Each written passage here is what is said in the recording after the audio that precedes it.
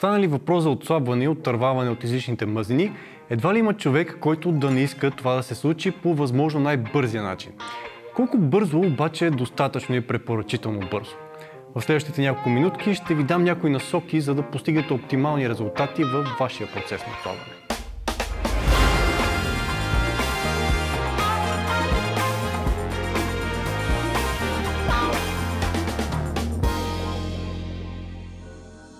Много хора искат да се отърват от възможно най-много излишно тегло за възможно най-кратко време. Не може да не сте виждали или чували цели като 2 кг през следващата седмица, 10 кг за един месец и други подобни. А може би дори и вие сте си поставили такива цели. За съжаление обаче, подобен максимално бърз подход не винаги е препоръчителен. От една страна, научните данни ясно показват, че колкото по-бързо отслабваме, толкова по-голям е рискът от загуба на мускулна маса и друго чисто тегло. Друго важно нещо е, че по-бързото отслабване изисква поддържането на по-голям и по-агресивен калориен дефицит. Това е съпътствано с много по-високи нива на глад, които пък водят до по-висок риск това да не може да се поддържа дългосрочно. Също така, колкото по-бързо е темпото на отслабване, толкова по-вероятно е да губите и сила и резултатите и в тренировките ви да страдат значително. Съответно изниква въпросът, колко бързо е препоръчително да отслабваме. Можем да разделим темпото на отслабване на 3 нива. Много бавно, умерено и много бързо. В научната литература, а оттам и в практиката, темпото на отслабване се измерва като загуба на тегло на седмица или на месец като процент от общото ви тегло. Като много бавно темпо се смята отслабването с между 0,25% и 0,5% от общото ви тегло за седмица. За пример, ако тежите 80 кг, това означава загуба с между 200 и 400 грама телесно тегло на седмица. Като умерено темпо се смята отслабването с между 0,5% до 1% от общото ви тегло на седмица, като при общо тегло 80 кг, например, това са между 400 и 800 грама загуба тегло. Като бързо темпо пък се смята отслабването с над 1% от общото ви телесно тегло на седмица. Това към какво темпо да се стремите може да зависи от различни фактори, но ето някои от основните неща, с които да се съобразите.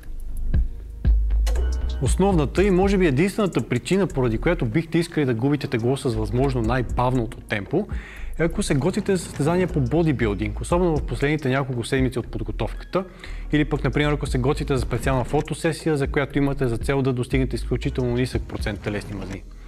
Това значи значително под 10% телесни мазнини за мъжете и под 17-18% за жените. Ако сте в началото на подготовката си и имате малко повече телесни мазнини, може да си позволите да отслабвате с темпо от около умерената граница, около 0,5% на седмица, но колкото повече напредва времето и колкото повече телесни мазнини губите, толкова повече трябва да се намали и темпото. Причината за това е, че научните данни, а и практиката на редица световно признати треньори показват, че колкото по-малко телесни мазнини има човек, толкова повече мускулна маса губи, докато е в калориен дефицит.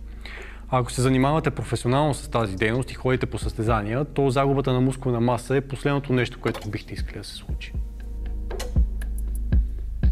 Да отслабвате с много бързо темпо ще е необходимо най-вече, ако имате спешна нужда от свалянето на тегло, което обикновено е така при хора с много висока степен затлъстяване, познато още като болестна степен на затлъстяване или морбидно затлъстяване. В тези случаи процентът телесни мазнини е около и над 40% за мъжете и 50% за жените. В редица случаи здравето и живота на хората са силно застрашени, освен ако не се отърват бързо от излишното тегло. В тези критични случаи на практика няма темпо на отслабване, с което да се съобразявате. Колкото повече, толкова по-добре. В практиката обаче по-бързото темпо на отслабване е препоръчително и за хора, които не са с официална диагноза морбидно затлъстяване, но все пак имат да изгубят значително количество излишно тегло. Например, ако процентът ви телесни мазнини е някъде между 25 и 40% за мъжете и 30-40% за жените, също може да си позволите малко по-бързо темпо. Основната причина за това е най-вече практическа.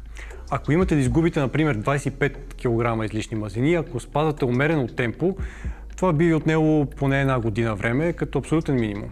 А от опит знаем, че ако включим и нормалните застои и препятствия, които редовно ще ви бият контра, то този период се удължава до към година и половина, може би дори и 2. Това е изключително много време, в което ще трябва да се ограничавате от към храна и да поддържате калориен дефицит. Рискът мотивацията ви да рухне и да се предадете е много голям. Затова е далеч по-разумно да отслабвате с по-бързо темпо, но все пак не е лоша идея да не прекалявате. Например, загубата на около 1 до 1,5% на седмица е напълно окей. При хората с много излишно тегло, данните показват, че загубата на мускулна маса е далеч по-малко, а в някои ситуации дори никаква, така че това не бива да ви притеснява. Може да поддържате това по-бързо темпо, докато не стигнете до процент телесни мазнини около 15-18% за мъжете и 20-25% за жените, след което да преминете към по-умерено темпо, стига, разбира се, да имате желание да продължавате да губите излишни телесни мазнини, което ни води и до умереното темпо за отслабване. Умереното темпо е препоръчително за всички мъже между 10 и 15-20% телесни мазнини, както и за жените между 15 и 20-25%. В този случай е препоръчително да не бързате и да не сваляте повече от 0,5 до максимум 1% от общото си тегло на седмица. Това темпо ще ви позволи да запазите колкото се може повече мускулна маса и сила, както и страничните ефекти от калорийния дефицит да бъдат минимални.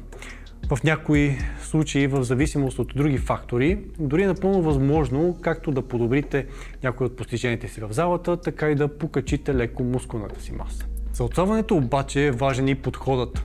Например, безумните часове кардиотренировки едва ли ще са ви от полза и могат дори да навредят. Затова ви препоръчвам да изгледате това наше видео, за да избегнете тези проблеми. Може да научите още много и на нашия вебсайт bb-team.org, а ако имате нужда от допълнителна помощ, разгледайте услугите, с които можем да ви бъдем полезни. Благодарим и на нашите партньори за възможността да заснемем това видео в тяхната зала за високоинтензивни функционални тренировки Skillbox by Atama. До скоро!